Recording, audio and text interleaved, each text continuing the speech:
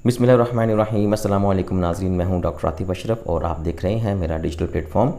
हमारे यहाँ मेडिकल का शोबा बीमार हो चुका है, सनदी शोबे को जंग लग रहा है, ज़रूरी तरक्की खुश्क साली का शिकार है, तिजारत का तवाज़ुन बिगड़ चुका है, बैंकिंग को सूद का दीमक चाट रहा है, कानून ने मुख्तलिफ ऐनकें लगा रखी हैं, खिदमात का शोबा आवाम से अपनी खिदमत करवा रहा है, रेलवे की तरक्की को रिवर्स गियर लगा है, PIA उड़ने वाला सफ़ेद हाथी बन चुका है, प्राइवेट स्कूल माफिया का रूप धार चुके हैं, तालीम बराए फ़रोख्त है, सहाफ़त पार्टी बन चुकी है, पार्लियामेंट रबर स्टंप और सिक्योरिटी देने वाले खौफ की अलामत। पूरा निज़ाम जिस तरह बैठता हुआ नज़र आ रहा है, इसकी बहुत सी वजूहात हो सकती हैं, लेकिन जो मेरी नज़र में सबसे बड़ी वजह है वो है तालीम और उसका मयार जो हमारी तरजीह है ही नहीं। इसका अंदाज़ा आप तालीम के लिए रखे गए बजट से लगा सकते हैं। 22 करोड़ के मुल्क में तालीम के लिए सिर्फ 82 अरब रुपए मुख्तस किए गए हैं, जो GDP हमारा है उसका सिर्फ 2% है। आसान लफ्ज़ों में ये समझ लें कि रियासत पूरे साल में जितना कमाती है उसका सिर्फ 2% तालीम पर ख़र्च करती है, यानी ज़कात भी 2.5% फ़र्ज़ है, ये 2% तालीम के लिए रखा गया है। दोस्तों, अब अगर रियासत तालीम की ज़िम्मेदारी या ज़रूरत पूरी नहीं करेगी तो फिर प्राइवेट इदारे सामने आएंगे, और जैसा कि हम देख भी रहे हैं कि स्कूलों की बुनियादी तालीम किस कदर महंगी हो चुकी है। आईने पाकिस्तान को देखें तो पाकिस्तान में 5 से 16 साल की उम्र तक के तमाम बच्चों को मुफ्त तालीम देना हुकूमत की ज़िम्मेदारी है। ठीक है, सरकारी स्कूल जगह जगह खुले हैं, लेकिन सरकारी स्कूलों की जो हालत है उसे देखकर कोई अपना बच्चा दाखिल कराने से पहले 100 बार नहीं सोचेगा। अगर तालीम ही ऐसी होगी तो फिर कौम के जो मुमार हैं वो मुल्क को किस शोबे में तरक्की देंगे, और हालत वही होगी जो आज हम देख रहे हैं। काबिल लोग जो हैं वो बाहर जा रहे हैं, और जो लोग सिर्फ पैसा बनाना चाहते हैं वो धड़ाधड़ प्रॉपर्टी डीलर्स बन रहे हैं। बड़ी सरमायाकारी जो हो रही है वो इसी शोबे में, हाउसिंग सोसाइटीज़ में हो रही है। सरमायाकार दौलत को पाकिस्तान के अंदर ही घुमा रहे हैं, बाहर से कोई दौलत की सर्कुलेशन है ही नहीं।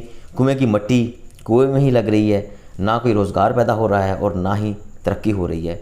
ज़मीन का रेट आसमान को छू रहा है, और जो हमारी ग्रीनरी थी, दरख्त थे, खेत, कुदरती माहौल, वो ज़मीन बोस होता जा रहा है।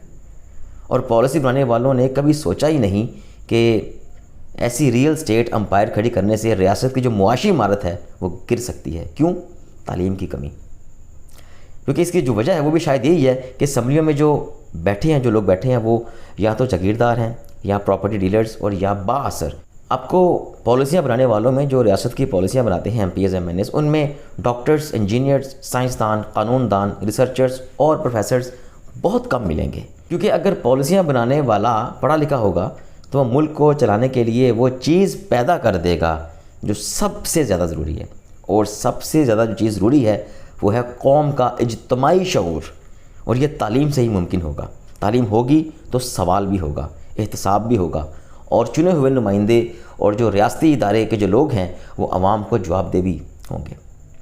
अब जो तालीम याफ्ता जो लोग हैं वो सियासत में आएंगे तो ही पार्टियां मजबूत होंगी, पार्टियों के अंदर डेमोक्रेसी आएगी, और मोरूसियत का ख़ात्मा होगा, अकरबा परवरी का ख़ात्मा होगा, और सिफारिश का भी ख़ात्मा हो सकेगा। लोग गिरबान पकड़ेंगे, जाके अपना हक मांगेंगे, बिकॉज दोनों के दे आर एजुकेटेड, उन्हें पता होगा कि उनके हकूक़ क्या है।